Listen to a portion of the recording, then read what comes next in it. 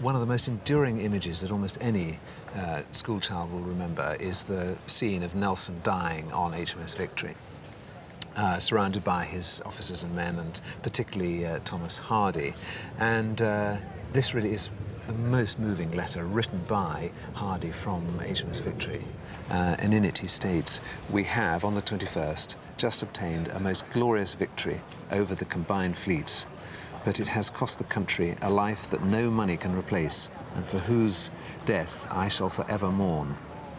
And he goes on to describe the very moving scene and how he then led the fleet to victory, and he even states the number killed and the losses on their side and so on. And finishing up here, yours affectionately, T.M. Hardy, Thomas Masterman Hardy. It was written a week after the battle, as Victory lay off Cadiz on October the 27th, 1805. And of course, one of the reasons it was written a week later was that they suffered terrible, terrible gales between the Victory and when they finally landed in Gibraltar.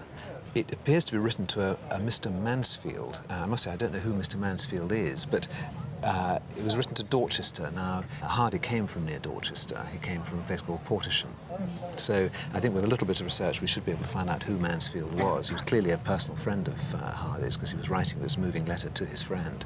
Now, tell me, how on earth did you come by this wonderful thing? I bought it in an antique auction in Yorkshire. Really? And how long ago did you buy it? 97. Gosh, very recent. So what was the pre-sale estimate?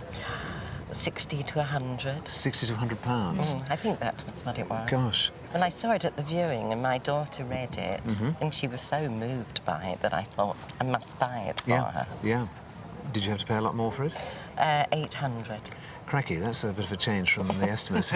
So were you... I was very moved. Were you, yes, very moved. Were you prodding her to keep going, or were you holding her hand to tell her to stop? No, I was hanging on, hoping she wouldn't give up. Right, right. Well, it is absolutely wonderful, and it's such a moving account.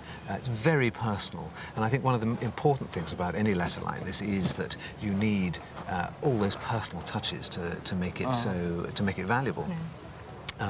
You've got the water stain.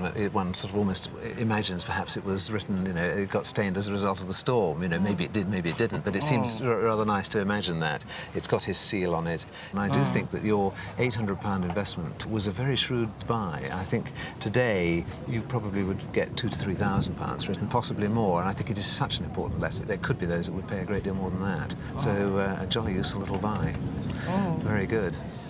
Well, the signature on this watch is a maker from Kettering, which is very local. And is it your family area? No, the gentleman that owned this lived in Suffolk, near Bury St Edmunds. Suffolk. That's not that far away. In those days, it was further than it is now.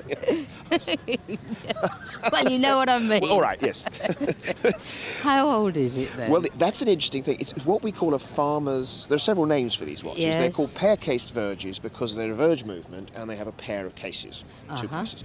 They're also called turnip verges because of the size. Yes. And the other name is farmer's watches. Yes, well, he was part, yeah. yes. And this is a classic example because it's a model that is called Speed the Plough.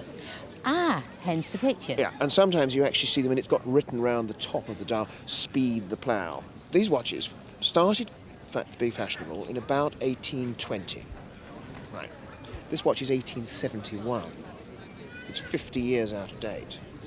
Oh, really? And the reason is that when you come to an area which is heavily dependent on agriculture, Lincolnshire, East Anglia, the farmers working in the fields, probably with massive, great heavy coats and big gloves. The fashion in London at this time in 1870 was very thin, flat watches, thin and... Well, of course, there was no good to a man working in the fields. Right. So these watches remain traditionally popular in agriculture because you could get your hands on them. You have a big pair of gloves, you could reach in your pocket and get the watch out. Yes. And that's why they remain popular. Fascinating. Yeah. Well, they used to be worth about a fiver in the 70s, and now that's 250, 300. So they've improved. That's what I was wondering. Yeah, Yes. £300. Thank you very much. Okay. That's lovely.